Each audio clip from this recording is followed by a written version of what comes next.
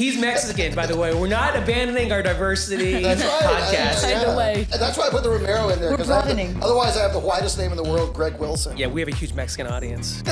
Everything about American culture is a lie. Like, free delivery. This podcast is it?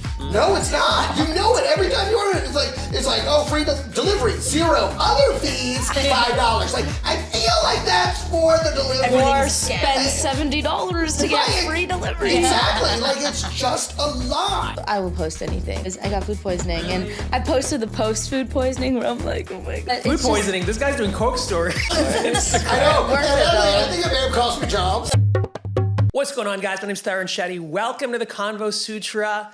So excited for this episode. We have our usual panelists and a very special guest, but first, let's do a quick intro for audio listeners. Hi guys, my name is Priya Mehta. I am a comedian, actor, producer, and it is always so great to be back here, Theron. Thanks for having me. Hi, I'm Chandani Shah. I'm an actress, and I'm excited for today.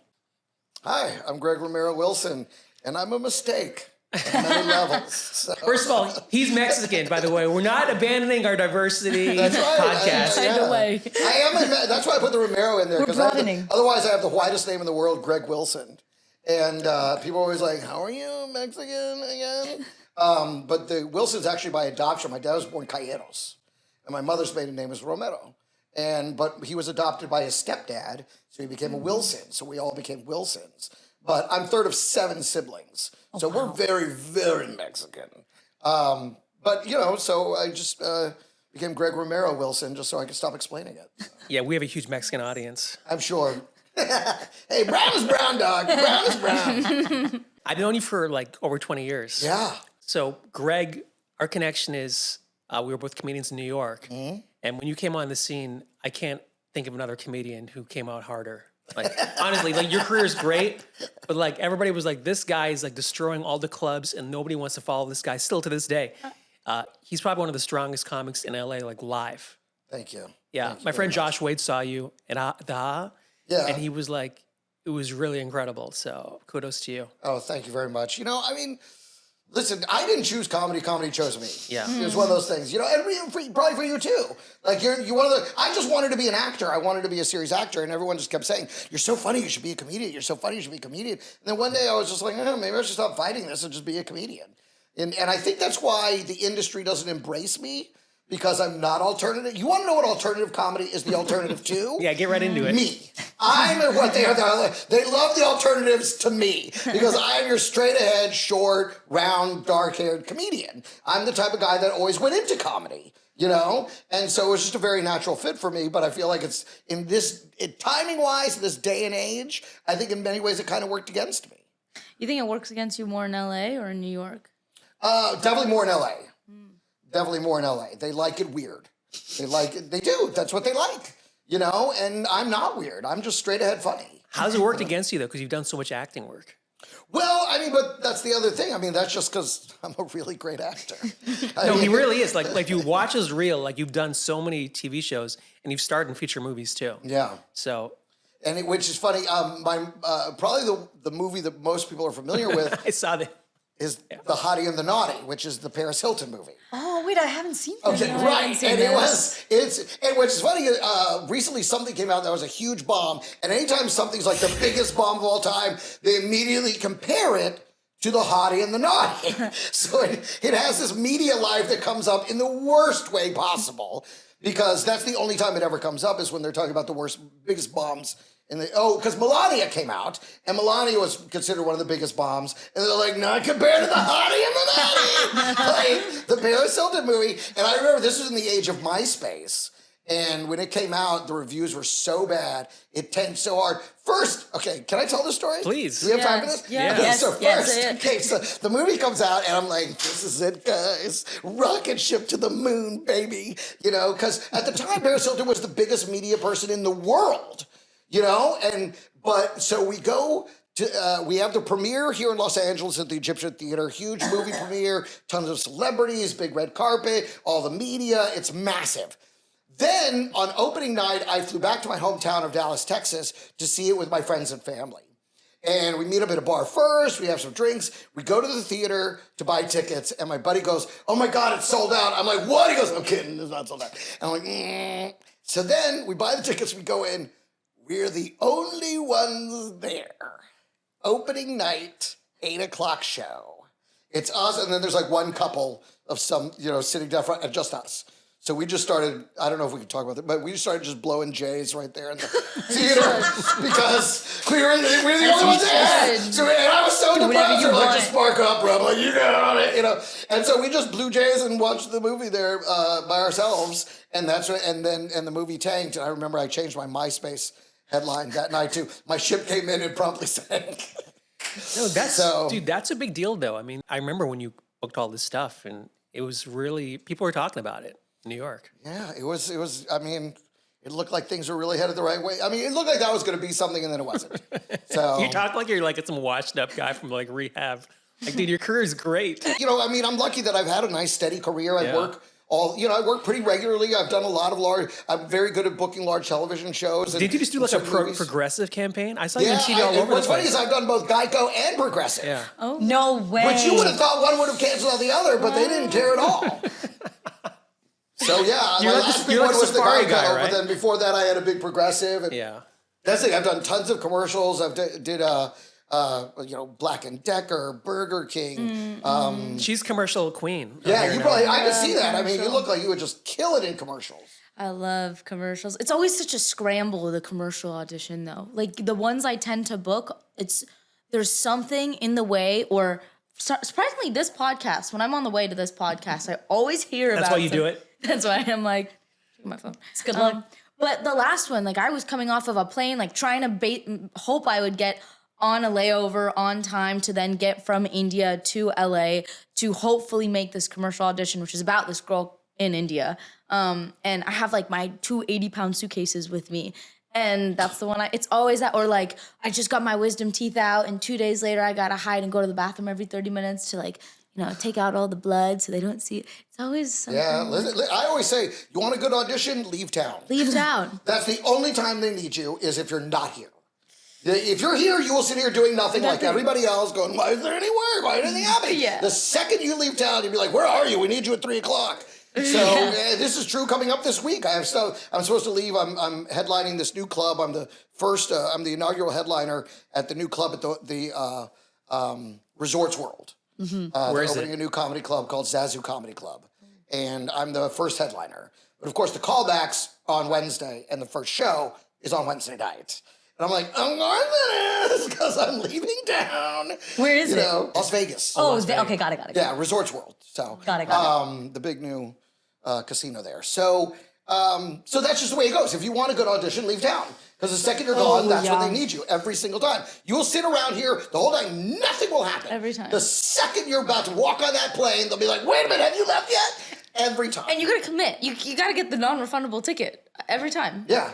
Oh, absolutely. Priya, have you had that experience leaving town and something Oh, happened? yeah. There was literally a trip. I was like flying to Charlotte to see my family, and my agent was like, "Hey, there's this Hornitos commercial filming in Colombia." I mean, I didn't get it, but I auditioned for it, got the call back. And so I was telling my family, I was like, "Hey, I might have to go to Colombia after Charlotte," and I'm packing. I'm like, what am I doing? But at the same time, I didn't get it, so it's fine. But like, there have been times where, again, it's only when I'm out of town, they're like, "Hey, you might have something in this state." And I'm like, "Oh, okay, great." But I'm not booking as many commercials right now. Well, it's finally picking up. You know, last year was dead. We were expecting to come back, and then the fires, and that kind of ruined the whole they did. year. And then this year, it's starting to finally come back to life. I'm finally seeing some nice big auditions again, and some nice commercial auditions, and in-person auditions are coming back. Really? I've seen that. Which I love. I love in-person. I never realized how important that face-to-face input from the casting director is until you don't have it. When you're doing these self-tapes, and there's nothing wrong with self-tapes, but first of all, like when you do an in-person, it's you versus 40 people. When you do a self-tape, it's you versus 400. 400. Yeah. Okay, so that's number one. And then number two is there's no one to tell you what the director likes, what the tone is. There's no one to say, Also hey, adjustments. Adjustment, that's what I'm saying. All those are, they're huge. They're such a huge part. I book so much more in the room than I do from self-tape. Well, your presence. That's Your- why. yeah, Your how you energy, your walk presence, in. your aura. Exactly. As soon as this matters. podcast turned on, it was like a light switch, you know? Yeah, well, and that's the thing. When you get in the room, you can connect with Yeah. these people Yeah. and make an impression on these people. And 9 times out of 10, they could use 1 of 4 people, but it's who the director connected with. Yeah. Who they are like, I want to hang out with that guy and make this great. And so that little chemistry can only happen in the room. That's Yeah. why even like the Zoom ones where the client and everybody, even I did one where the director was in like Norway or something. He was up there in Finland, and he was Zoom. He didn't even zoom in. It was just his voice on a box. Yeah. And I was like, oh, this is real hard to connect with this guy, Dude, I did a callback, and it was like me. They put me in like one of those Zoom waiting rooms. Oh, the waiting. the worst. Oh my gosh. The worst. It was me and a 15-year-old, and we had nothing in common. And he like didn't even know how to act. And I was like trying to start a conversation. I'm like, you like Pokemon? I had no idea what to say to him. No, I had a Zoom callback recently where it was me and 3 other girls, except we weren't in each other's scene. There was no scene with multiple people. And I'm watching their audition, their take of the audition. And then they go, and they don't put us in breakout rooms or like put us in a all in waiting. there. So she goes, and then I just watch her on Zoom. And it was like, we're all in also like swimsuits and just like, it's very cute, but like it's easier if I'm just with the casting director. And then someone else goes, and then someone else goes, and then I go. But then after they went, they would sit there still. Oh, wow. just So you just basically saw each other audition. Yeah, which isn't. Oh, the Zoom so callbacks interesting. because the timing's off.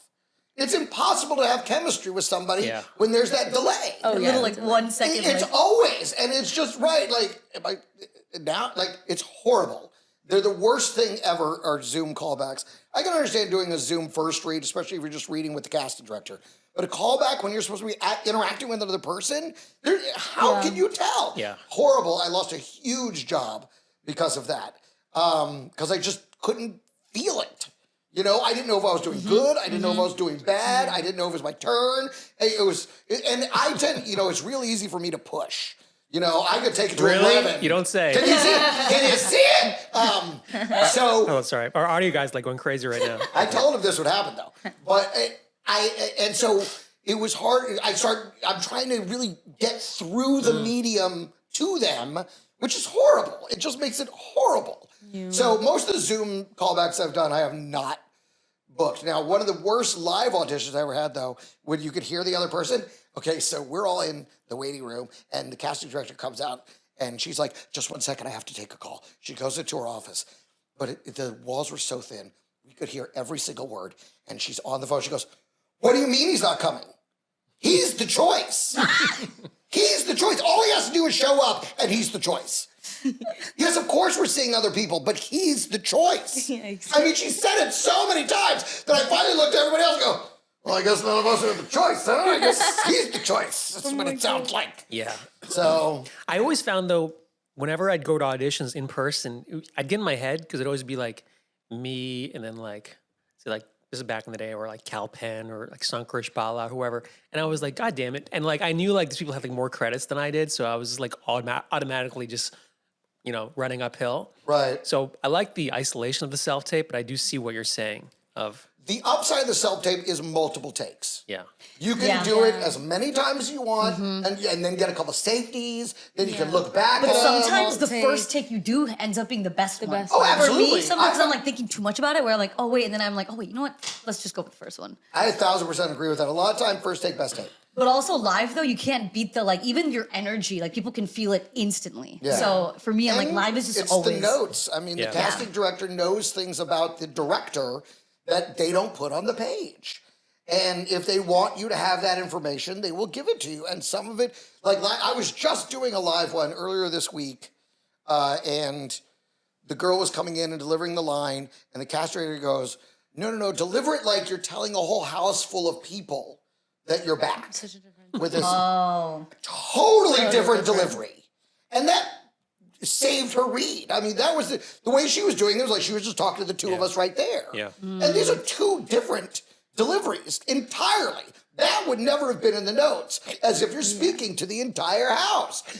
So these are the little touches that you get from being in person, but self-tapes, being able to take it over and over and really make sure you have the one you want, that helps too. Because sometimes you walk out of there after 2 takes in the room, be like, I just needed one more shot at that. Oh, now I know what I wanted to do. Or you can manipulate. Indians across America are totally lost right now. They're like, what is a self-tape? What is an audition? You stare at a No, dot it's all good. across your wall. We educate. I like that sometimes too with self-tapes, you can manipulate the camera a little and do some really fun, short filmy, like completely direct. But I think the editing and the setting up and if you need another person is for a commercial audition can get.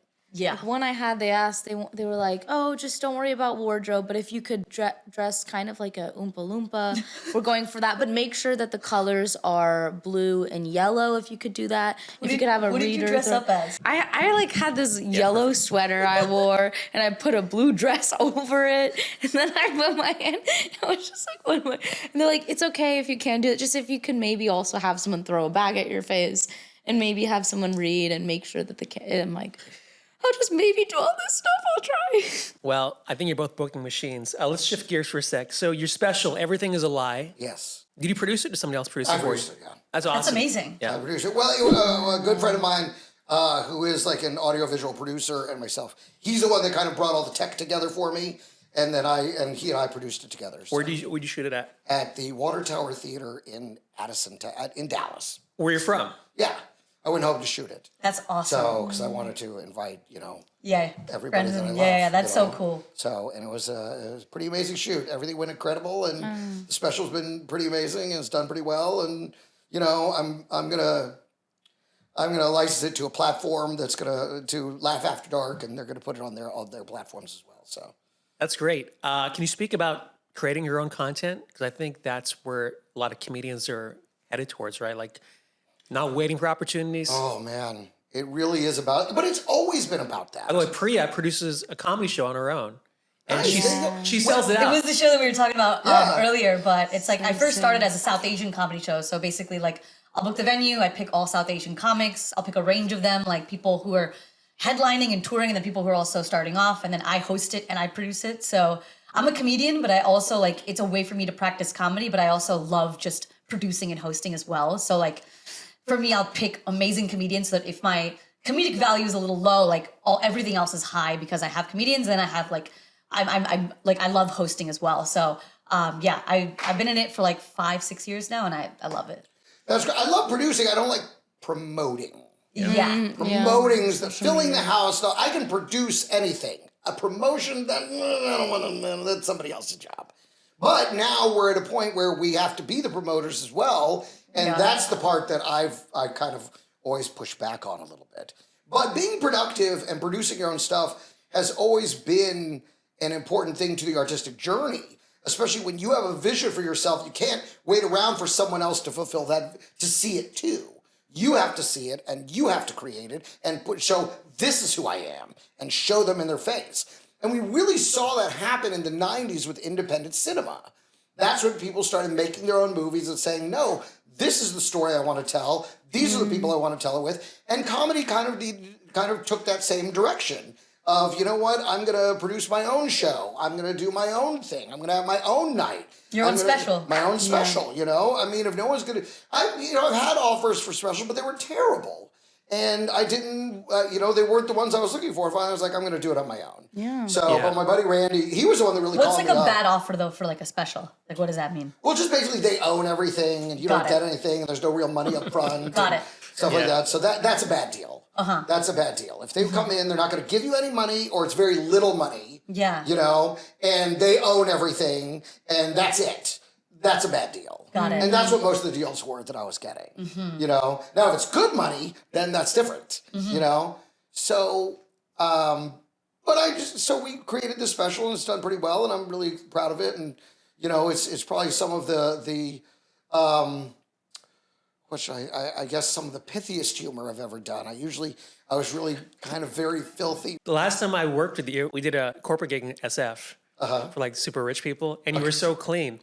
because it was a corporate thing. And then I watched the special. I was like, oh my God, there's like no limits to what you were saying. And I don't like reveal anything, but it was hilarious. But Well, it starts out with a dirty joke, but then it gets into some really not dirty stuff. I talk about my heart attack. yes, And then I start talking about all, just all the lies that we live with and everything. Because I believe that, what we're seeing now in politics isn't the beginning of America's lies. Like, we kind of built a whole world of lies. Yeah. Like, everything about American culture is a lie.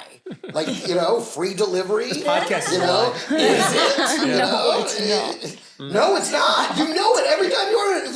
It's like, oh, free delivery, 0. Other fees, $5. Like, I feel like that's for the delivery. Everything Or is a scam.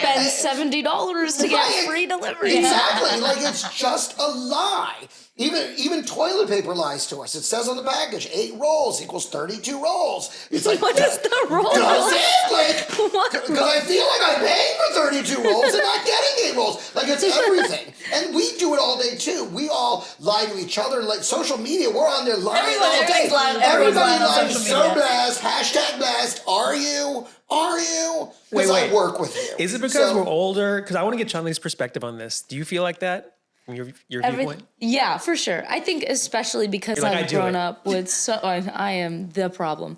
No, I think because I've grown up with social media for so long and that's all I know.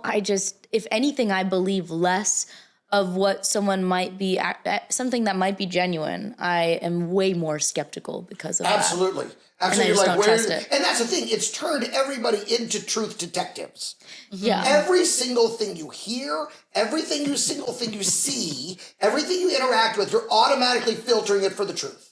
But I like this trend that's where people are becoming more open with being like weird and Authentic. quirky and authentic. Yeah, and the problems that they have. Sometimes it drives me crazy though. Like, do I need to see like some nurse like tell me about her day? I guess it's appealing to people, but like, Well, it's appealing to other nurses. but everybody's Yeah. a brand though. Like everybody's a brand. Like, Everything, yeah. can the you just do brand. your job? Like, why do you have to have a TikTok page? Well, and that's the thing. My next special is going to be called "You're Not Special," I like that. because everyone thinks they're special. We can't all be stars, people. Somebody's got to be the audience, But it really is. We do. That's the other thing that social media has done is it's given everybody the impression that they need to be heard, or that everybody needs to hear them, and they don't. Also, I feel like when you meet people in real life, right, and then you like meet them and see how they are, and then you see their social media, you're like, oh, okay, you could be one way on socials, and when you're actually in person, you're not. Exactly, and then as which one is the flattering or truth? Yeah. Which one is the truth? Because I'd rather you be who you really are in person. And usually who they are in person is the truth. Who they are on social media is their version of themselves. Yeah. That they either wish they could be or they want people to believe they are. Yeah. And then you meet them and like, oh, no, you're not at all. Paris Hilton was like that. She was this sex symbol person, but she really wasn't a sexual person at all. She actually had 2 different voices. Yeah. Yeah, and she this is went to something I knew that- from the beginning. She used to come to my shows in New York, and we would hang out, and I would see it happen. The second the cameras on, and you take on the baby voice, and then the second time, I'm like, so Greg, what are you doing after this? Like, she had a much deeper, regular register when she was just being herself. And so I realized right away she was definitely 2 different personas. Not that it was bad. She knew how to work the media. I have a Hilton story. I took a lot of clubs, and I was talking to this woman. Sorry, I'm always like inappropriate here. And I came this close to getting her number, and she took out her phone, and it was a bedazzled phone, right? And then I didn't get her number for some reason. Whatever, I don't know. I messed it up. And I was like, is that like fake? She said, no, these are real diamonds. And I was like, what's your name? She goes, my name's Nikki Hilton. And I was like, oh, okay, interesting. And Her then sister, yeah. Yeah. That was I was like, oh my God, I almost got Nikki Hilton's number in a club. But Almost. She was very kissed sweet. her Nikki was always very bedazzled sweet. yeah. Wow, her Yeah. real I think she wound up diamonds. marrying a Rothschild now, so. Oh, I don't think you were ever on the list. Some random- You may have felt for the moment you were on the list. she's like, this guy can fix my computer at home or something. That's probably what you wanted. Sure, tech support. Hey, sorry to interrupt. If you like this episode, please don't forget to like and subscribe. Thanks. I will say though, there's a difference in platforms. Like I feel like Instagram's very performative and very curated content, and then TikTok people are just like, here's some raw, chaos. genuine, chaotic energy that's like, hear about my day, hear about what happened. I'm just gonna pull up the phone, no makeup, no nothing. I'm in bed and I'm just like talking. And I think people are appreciating the realness of that instead of camera setup, your makeup's done, professional setting, like blah, blah, blah, blah. So like, I think there's a difference, but there's also like, I think the more you do it, like I feel like when the camera's first on, you're like, oh, I have to speak this way. And then the more you're getting in front of the camera, you kind of grow into yourself to be like, oh, wait, hold on. I don't have to project so much or do this or do that. This is actually who I am. And I'm now comfortable in just showing that. Well, he's a comic, so you almost have to show that. But Chandni, as an actress, because you report to so many brands and directors, do you feel conscious about what you put out on social media? Yeah, I do think my Instagram is a little more the cleaner version of me. Just me rock climbing. I mean, but now I've gotten a lot more chaotic on my Instagram. I think ever since I thought you were in Singapore this week. I was like, are you going to be on the podcast? Oh, no. I got a 5-minute Instagram limit. So anything I want to post, I get 5 minutes to do. Otherwise, nice. But I feel like now, like I will post anything. I'll like my food poison. I got food poisoning. Really? And I posted the post food poisoning where I'm like, oh my gosh. But food poisoning. This guy's doing Coke stories. I know. I think it may have cost me jobs, but it's like on the one hand they want you to have numbers. But on the other hand, they're like, but don't do the stuff that gets you numbers. I mean, the stuff that gets you numbers is the stuff that's kind of on the fringe, Yeah. So people, like you said, people don't like the polished material. They like the unpolished stuff. Yeah. And I think there's an interesting cultural point here because everyone is getting used to just spitting this out into the digital realm. But consequently, they're not talking to each other about it. They're not calling their friends. These are the conversations that you build a friendship on, and they're not happening. And so people, while we are more connected than ever, feel more isolated than ever. So there is a duality to it. There's an upside in that it can bring you about a certain amount of exposure and relevance on a professional level, but there's this other social destruction where we're not just talking to each other. Yeah. Sometimes I found I'm a very talkative person. No, really? And, can you believe it? And so, especially when I travel, like if something's happening, I'll just start talking about whoever's around me. Same. I'll be like, I've never seen Priya this quiet on the podcast, by the way. I was like, oh, his energy tops mine. I'm like, say more. I love this. But what I've realized though is when you start to talk to somebody these days, the initial reaction is confrontation. The initial thought is you're confronting me. Why are you talking to me? And then they realize I'm saying something observational or silly, and then they kind of relax, and then we're human again. But the initial response is always defensive. Or why are just you talking? awkward. Why are you talking to me? Like I'm just.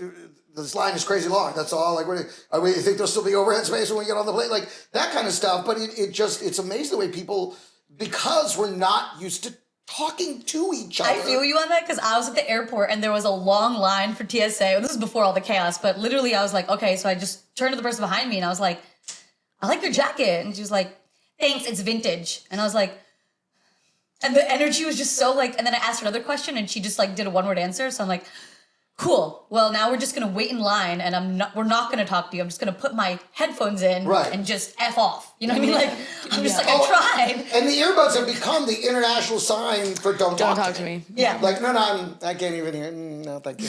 But it's not. I feel like there's something lost in connection. Yeah. 100%. That we need as people. Yeah. I think now everything is a pendulum swing, and I think there will be a swing back to in-person conversation, connecting with people face-to-face at some point. I don't know when that will be popular, but I do feel at some point the pendulum will go back the other way. I know you're married. Like, I don't like dating apps, so I always force myself to talk to, like, women wherever I am. So I'm always, my last 4 days. Force yourself? Yeah. Force. Well, my last 4 I've been days. watching you force yourself for 25 years. People ask me how come I can do that, and I always say because I'm just in the routine of just constantly talking to women, so I don't get in my head. Because sometimes women are intimidating. Like you're both pretty, so if I was like 21, I'd be like, oh my god, I'm scared. But now I'm like some old middle-aged dude. Creep, is that the word you're looking for? Pretty much. Now I have. Nobody's old here. No one's old. No, it's old. Well, now I have to like do that. And sometimes I can see like they're a bit standoffish because we're so like locked into social media. But then it works to my advantage versus messaging them or DMing them because you're just another, 500 women. I would love to be approached organically versus, Yeah. yo, you up? Well, and that's so easy to WYD. do. That's like, it's so easy WYD. to just fire off shots, on the thing, like yo up, yo up, yo. Oh, yeah. It's so easy to do versus actually trying to converse with somebody and have a conversation and get to know them and see if there's chemistry and all that.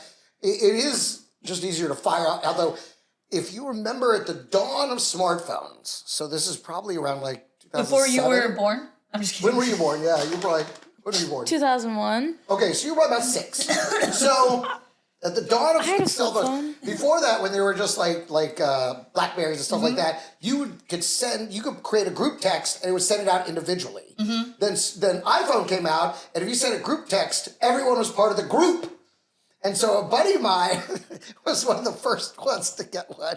And he sent out the "Hey you up" to like 9 different girls. And they were all the same group.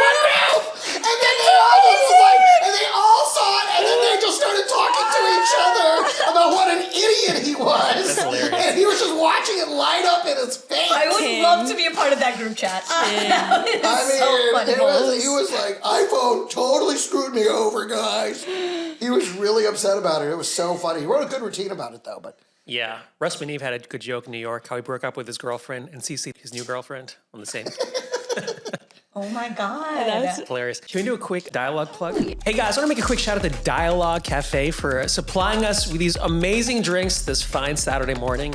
I am drinking the Dating Dialogue drink. It is awesome. If you're in Dialogue, check that out. Priya, what are you drinking? I am drinking the Dirty Spice Chai, and it is awesome and extra dirty. I'm drinking the protein shake with creatine and espresso. Both of them. so Love it. straight up chai. I like it nice and smooth. The dirty chai, she didn't even know that means they put a I just got shot. to the name. Yeah, she didn't. Thanks, Dialogue. We appreciate you guys. Check them out. They got multiple locations throughout Los Angeles. Have a great day. Thanks. By the way, I think authenticity is the way to go. Like, that's why I love this podcast so much. In the mid-2000s, 2010 was more like talk showy and stuff. Like the podcasting, I think you can actually have real conversations. And comics shine so well here, and actresses.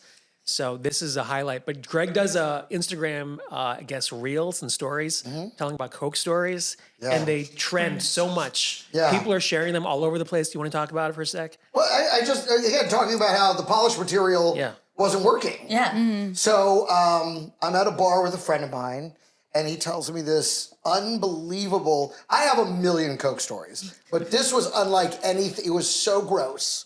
It was unlike anything I'd ever heard before.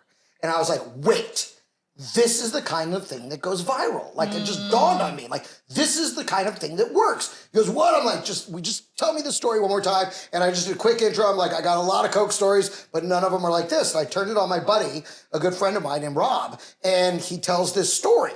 And I called it the most awesome, horrible, terrible thing ever. And something like that. And I put it out there, and it took off. I mean, and talk about the dialogue in the comments section.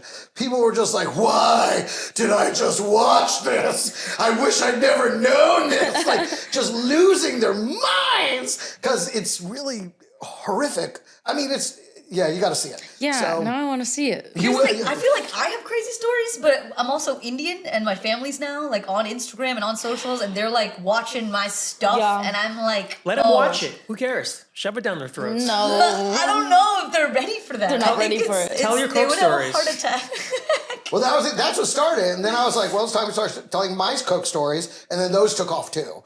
And people, in fact, I recently for the first time, had someone come up to me and tell me they were a fan of mine. I go, oh, where'd you see me perform? He goes, no, your Coke stories on Instagram. I have a Coke story about you, by the way. Okay. I never told you this. Okay, tell me this. Oh, I was at the here we dime go. bar, and I got brought my then girlfriend to the dime bar. She went to the bathroom. It looked like she was disgusted coming to the bathroom. And I was like, what happened? She's like, some guy offered me Coke. I was like, who? And then you walked out.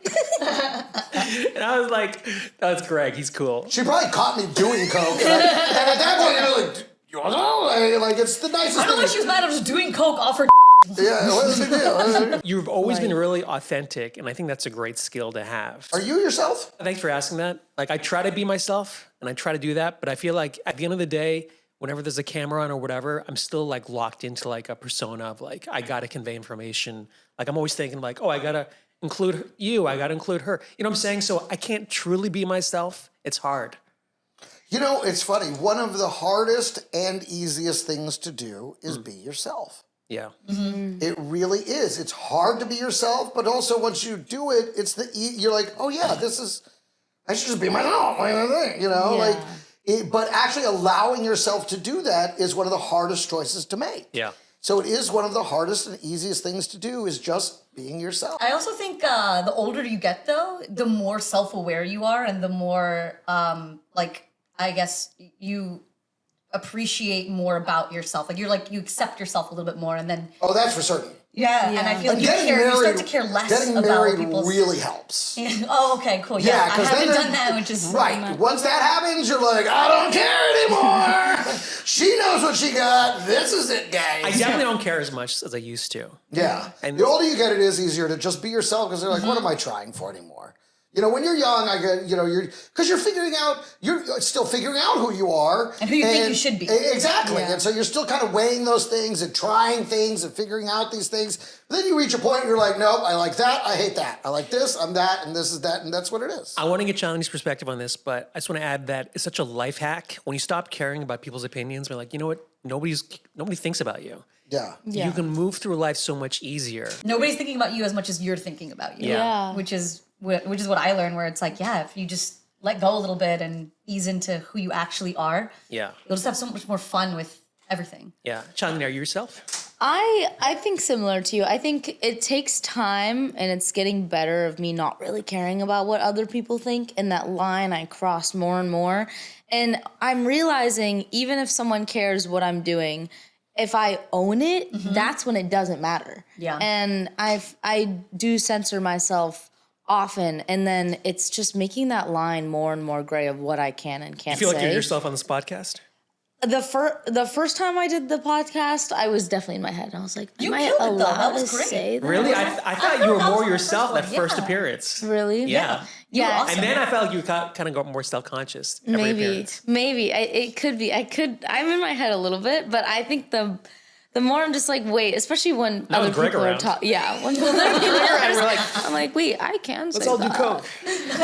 I can't do coke anymore. I had a heart attack. Oh, can we talk about that for a second? Yeah. That was one of my questions. How did that change like everything for you? Everything. It changed everything. That's when I really began to see everything. In your special, you said 16% chance of surviving that heart attack. And that was actually wrong. It's actually 12%. And was it just the amount or the Blockage? reuse of? What now? The What- amount of cocaine? of coke. Okay, the cocaine did not give me a heart attack. Oh, okay. I had a heart attack from taking a jujitsu class. Really? Okay, yeah. I was, Guys, because it's she a lot does of jiu-jitsu. Well, I do She probably jiu-jitsu. doesn't have a lot of, stuff in her arteries, so she'll be fine. So you stopped training jiu-jitsu? Yeah, I had because it's all that clinching and everything. Was it and so one you're thing? stressing, and so I guess like a piece of whatever that hard stuff that grows in your arteries, it broke off and sealed it, and so nothing was getting through, and so that was how it started. Yeah. Oh my gosh. So I trained jiu-jitsu for 6 years, and I felt like I was in a car accident car crash every week. So when I came back to LA, I was like, I need my body to be totally healthy. I love jiu-jitsu, but well, it also depends on who you Hard to train. get It beat depends up on for who you 2 train with. hours. You know, Yeah. I mean, but when some you're a guys white are a belt- little too zealous, and I'm like, no, I'm looking for more of a casual, someone else who's just kind of getting his fitness game. You know, No, but beginners come at you like blood They sport. do, yeah. I know, it's or terrible. training the falls, just voluntarily Yeah. training falling for 2 hours. It doesn't sound fun. Jiu-jitsu is fine. I'm not trashing it. I have a lot of friends who watch this podcast. How did that change your, life attitude? it just changed everything. You know, I mean, you don't walk away from that. It was hard because I was used to living exactly the way that I wanted to live all the time.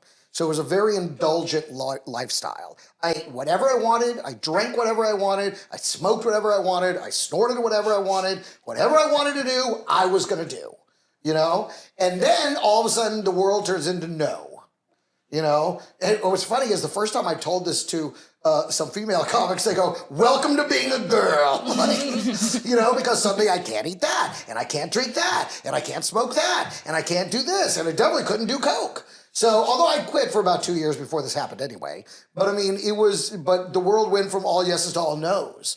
So that was a very, very difficult transition to get used to begin with. It's still something I struggle with, you know?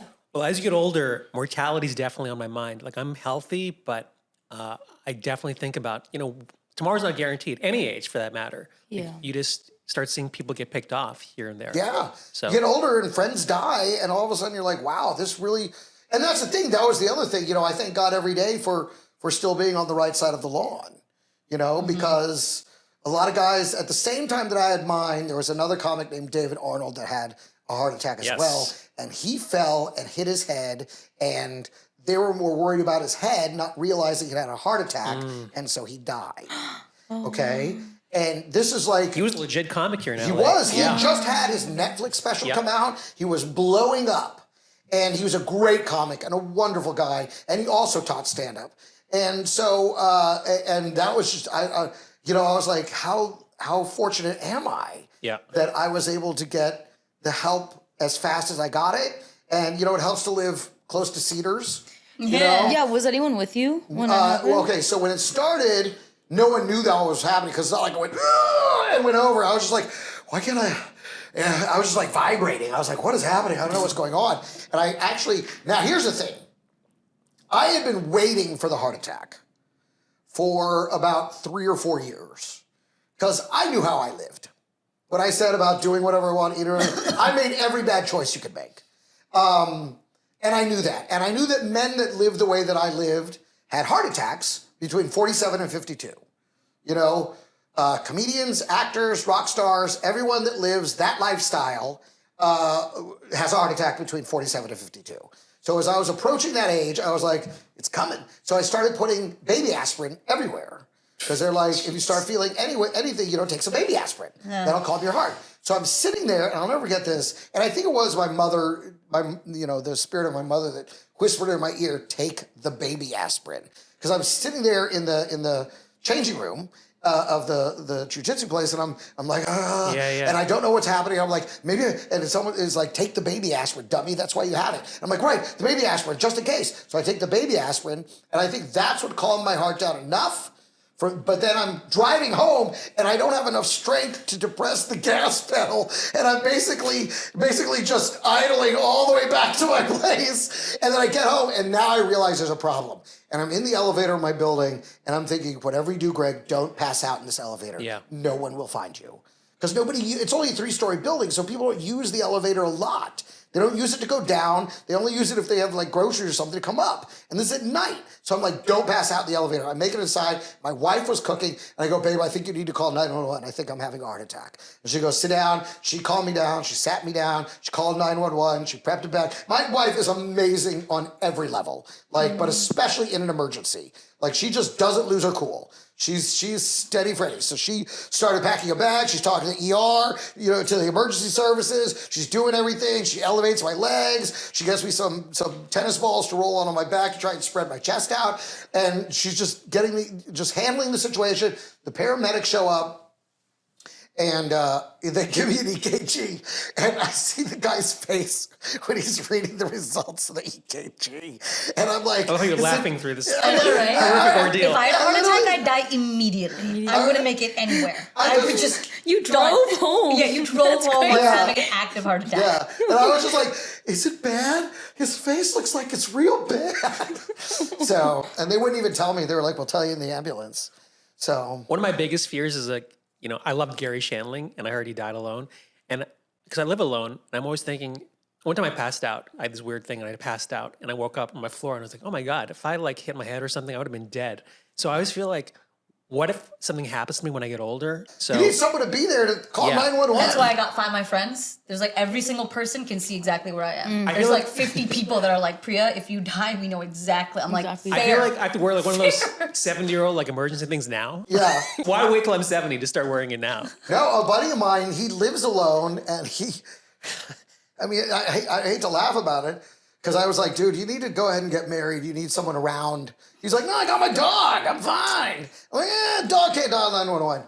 And recently he passed out and fell forward and smashed his face, broke his nose, cut his face, and all this, and just woke up on the ground, beat up and bleeding. It was like, what just happened? Yeah. He didn't even know how long he'd been gosh. out. So when you do get older, and my big fear, because we travel so much, I'm on the road a lot, and you're alone in a hotel room. And that was my big fear, was having the heart attack on the road. I was always like, if I'm going to have this, and I know I will, I want it to happen when I'm around people. So sometimes I would be like on the road and I'd be like, I don't feel so good. And I would just get up and go down to the lobby and just walk around in the lobby. That way, if anything happened, there would be somebody there to be like, hey, that guy's on the ground. But nothing ever happened. I was always fine. But then this happened, and luckily my wife was there to save me. Yeah, that's great. Well, we're all lucky that you were. I know I am. No. I don't know if you are, but I am. We all are. We're very grateful. No, the world is lucky because your comedy's around and you made a great special and you got more great acting opportunities coming up, I'm sure. Oh, thank you, sir. Thank you. Yeah, I think we got to start finishing up soon. We didn't even hit our topic of discussion today. We just talked about acting. And by the way, if you're watching this in India, this is what acting is like in Los Angeles. You make a lot of self-tapes, you go to auditions. Even this podcast, Greg, I don't like, people always ask me, oh, what are the talking points? And I hate telling them talking points because we never even get to them. Right. I would rather people come on this podcast and have a good time and have fun. That's the vibe I want. I don't want people to think, oh, it's got to be structured. We got to hit these points. Sure. And the clips will come organically. I don't have to force them. Yeah. Right. And it is kind of, that's kind of there if you need it. Yeah. Those prompts are there if you need them. Also, you're a great guest. There's some guests, and you guys have both seen, and they just sit there and they're like a plant I'm talking to for 45 minutes, and they because they're scared. Oh, all you gotta do is put a mic in front of me. I'll talk. He's not scared. Well, what do you want to plug, Greg? That we didn't cover. The main thing is the special. Everything is live. It's on YouTube. So Greg Romero Wilson. That's how you find me on. If you want to see these incredible Coke stories, the one that we were talking about, the world's most horrible, disgusting, awesome thing. Watch that. Yeah, it's on my Reels page. It's pinned on the Reels page. It's not pinned on the front page because that is not one of the first things I want people to see about me. But it is pinned on the Reels page. It has about 2 million views, but it is and 13,000 comments. The comments are hysterical. Hear all these amazing stories on Greg's Instagram. Yeah, Greg Romero Wilson. Yeah, and Sean, do you want to plug any huge movies you're doing? It'll be a second before it comes out, but I just filmed something in Australia. So congratulations, that's awesome. Yeah, it's nice. They took more work from us down to Australia. I'm kidding. That's great you're working. That's amazing. What's your Instagram? Chandanisha with 2 H's. Well, I don't know. This is probably going to air after, but I have a comedy show coming up at Laugh Factory Thursday, April 2nd. Yay! The lineup is so fire, and I'm hosting, I'm producing, and it's going to be awesome. And you can find me at Meta on Instagram and Priya.Meta on TikTok. Appreciate you coming on the podcast. Hey, thanks for having me, guys. It's a pleasure. Sorry if I talk too much. I do that all the time. Yeah. Exactly. I can tell you. You're I know her. And ladies, thanks for coming on. Thank you. Yeah, you guys are always amazing. And you guys can follow me at Tharan Shetty. You can also follow us at the Convo Sutra. Thanks for watching. We will see you guys next week. Take care. Bye-bye.